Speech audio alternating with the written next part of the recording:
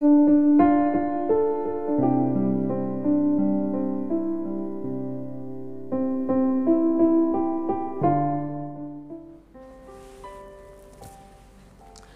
pagi, Bu Bapak dan saudara-saudari yang dikasihi Yesus Kristus.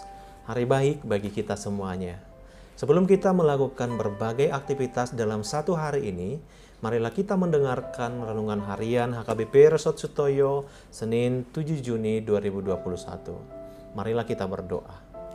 Damai sejahtera Allah yang melampaui segala akal dan pikiran, itulah yang menyertai hati Bapak, Ibu, dan saudara-saudari sekalian. Di dalam Kristus Yesus Tuhan kita. Amin.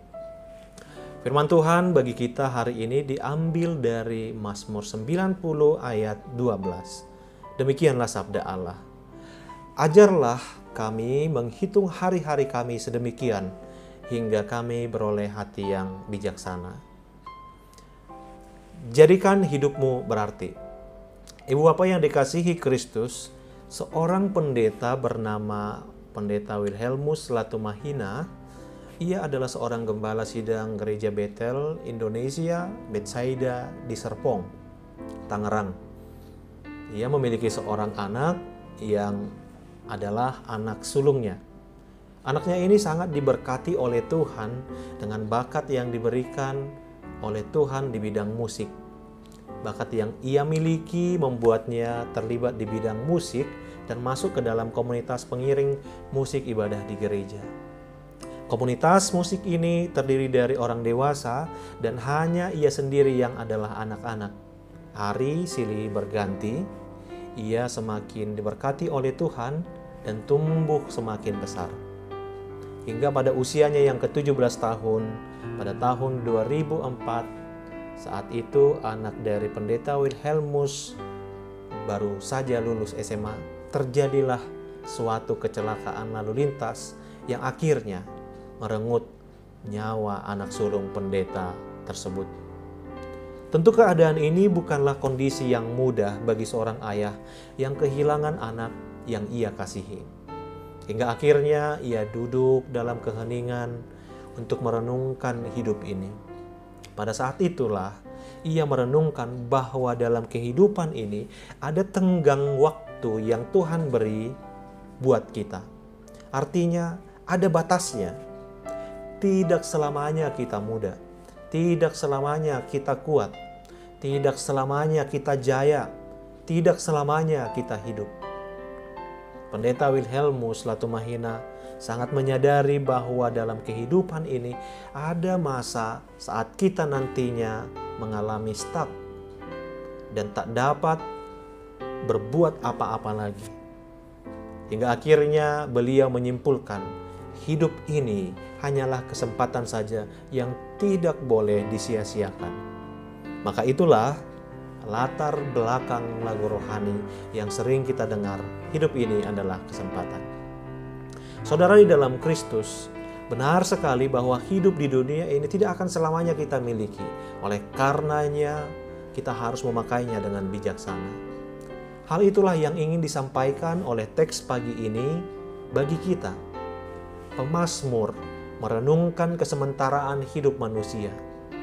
Kalau kita lihat ungkapan debu dalam ayat 3, ungkapan rumput dalam ayat 6, menggambarkan keadaan manusia yang fana ini.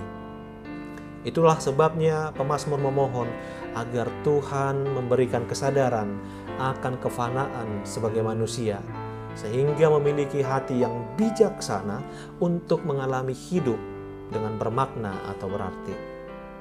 Ada kutipan mengatakan, kehidupan bukan berbicara seberapa lamanya kita hidup, tetapi seberapa bermaknanya kita dalam kehidupan.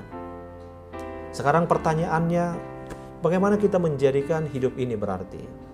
Yang pertama, selalulah libatkan Tuhan dalam setiap detik hidup. Kehidupan yang berjalan bersama Tuhan akan selalu menuntun kita ke dalam hidup yang bermakna. Yang kedua, berikan buah yang terbaik. Yakobus 4 ayat 14 berkata, hidup ini sama seperti uap, sebentar kelihatan lalu lenyap.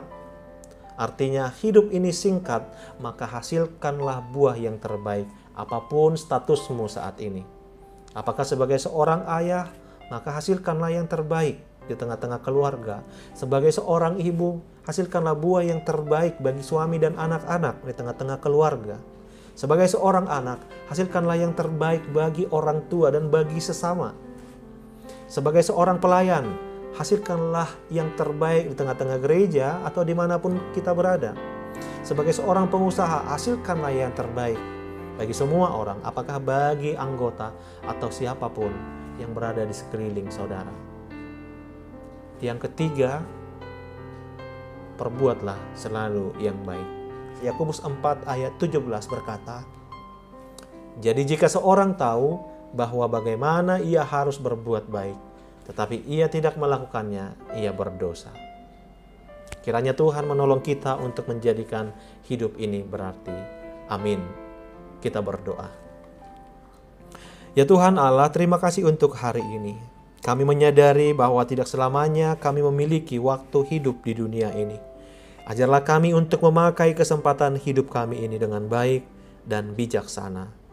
Amin.